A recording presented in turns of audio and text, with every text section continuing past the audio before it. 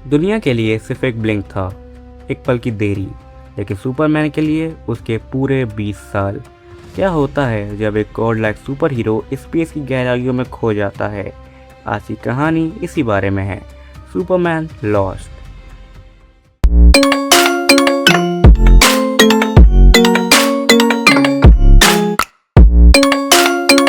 कहानी शुरू होती है क्लार्क केंट के अपार्टमेंट से।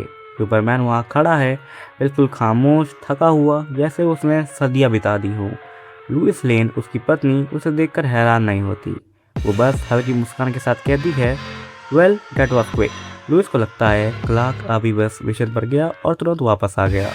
वो डिनर बनाने की बात करती है, अपने ऑफिस के इंटर्न्स की शिकायत करती है, पर क्लार्क वो बस खिड़की से बाहर शहर को देख रहा था, जैसे उसने इस दुनिया को कभी देखा ही ना हो।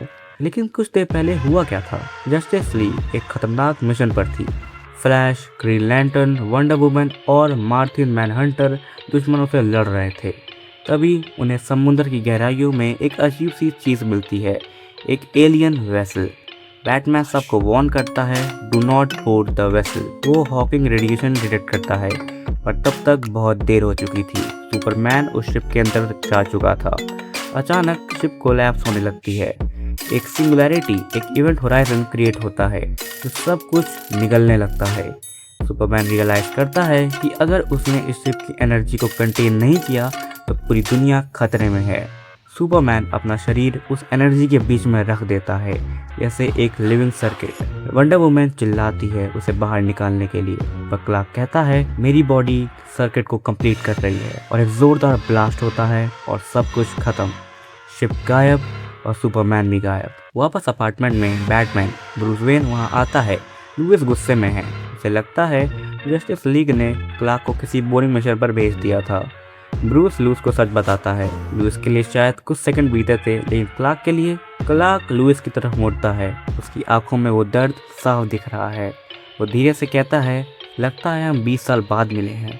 सुपरमैन वापस तो आ गया है, लेकिन 20 साल अकेले रहने के बाद क्या वो वही क्लार्क केंट बचा है, या स्पेस की तन्हाई ने उसे हमेशा के लिए बदल दिया है? Blink and he was gone and blink he is back. पर अब सब कुछ बदल चुका है। हम पीछे जाते हैं उस वक्त में जब क्लार्क स्पेस की गहराइयों में खोया हुआ था।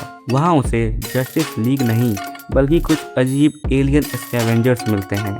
उन्हें सुपरमैन की ताकत से कोई मतलब नहीं। उनके लिए क्लार्क सिर्फ एक जंग था जिसके पास एक अच्छा केप है। क्लार्क उन्हें समझाने की कोशिश करता है कि वो अर्थ से है, पर उनके लिए सब कुछ सिर्फ एक बिजनेस है। वो सुपरमैन से 100 क्रेडिट्स मांगते हैं, और जब उसके पास पैसे नहीं होते तो वो उसे बिना किसी रहम के एयर क्लॉक से बाहर फेंक देते हैं। सुपरमैन स्पेस की ठंड से निकलकर एक अनजान प्लेनेट के एटमॉस्फेयर में गिरने लगता है। उसका शरीर जल रहा है, ग्रेविटी उसे नीचे खींच रही है, और तभी वो ऊपर देखता है, आसमान में एक नहीं 2 चांद चमक रहे हैं। ये अर्थ नहीं है।